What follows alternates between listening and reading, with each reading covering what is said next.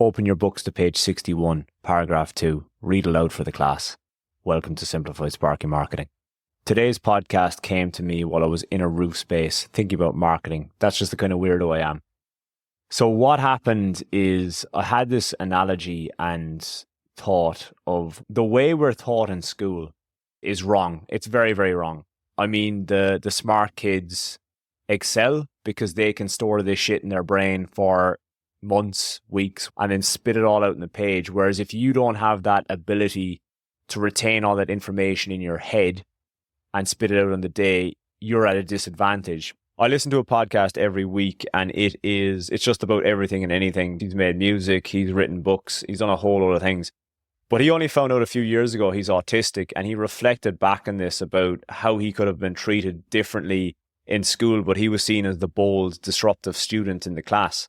And how he learns, he said on the podcast, was he cranks heavy metal up to the max and his brain just starts flowing. Then he can start writing his books and learning stuff that way.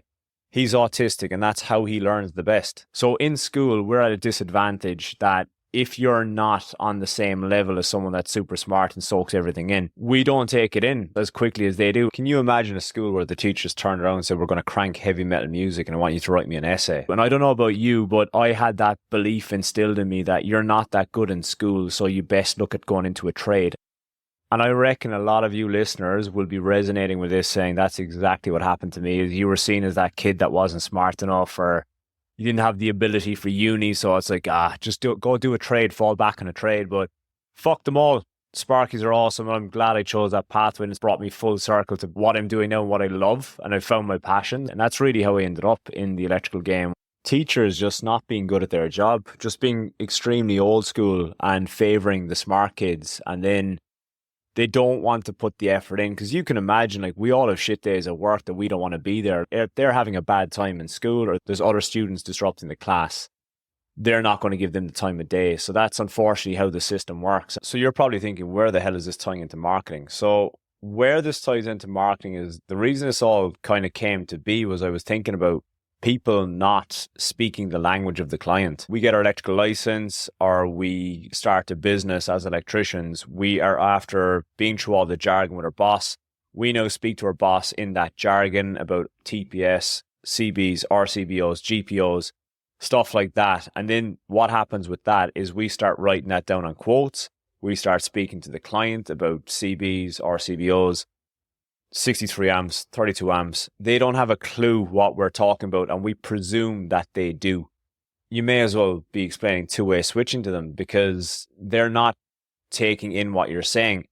And by them not understanding exactly what you mean, it's losing you work, because if you can break it down, my shtick is breaking stuff down into analogies. I'm not going to give away all my analogies, but I love a good car analogy, because you can really give safety aspects of a car. I mean, you've got the brakes, the airbags, stuff like that, where you can relay them to a client.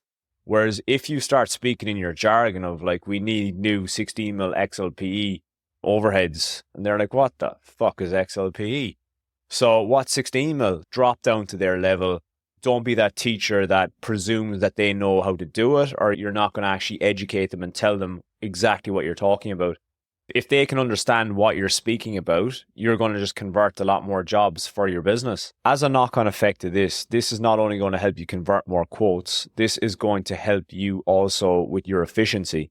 If you don't have your jargon dumbed down, you're going to get calls, texts, emails, questioning your quotes, asking what's this, asking what's that. This is going to eradicate this. If you can do the mum test, as I've spoken about before, of does your mum understand exactly what that is? Because if she can understand it, then brilliant. You've got no problem selling that to somebody else. What you should do is go back to the last 2 or 3 quotes that you haven't got accepted, that you lost. Look at those quotes and see, is there something on that you could have changed that might have confused that client? And if there is, implement that, change that, go into your system. For me, again, ServiceMate, I hope you're using ServiceMate or job management software. Go in, change that pre-build, change the name of what you called it, add a bit more context about what it actually is, and then it'll just function a lot better in your system, because then it's just going to convert a lot better in your system. Another thing to think about is how many jobs you've actually lost by just not wording stuff correctly. A confused mind says no. If schools taught us anything, it's that not everybody learns the same. So why would all your clients understand the same jargon that you speak? If you can be the sparky who explains things clearly, you're instantly more trusted and liked, and that trust and likability turns into more book jobs. If you like what you're hearing, please rate the podcast, subscribe so you get it instantly tingling in your pocket, and there is a whole heap of links below, including a little gift if you're interested. If not, you can't learn to swim by looking at the ocean.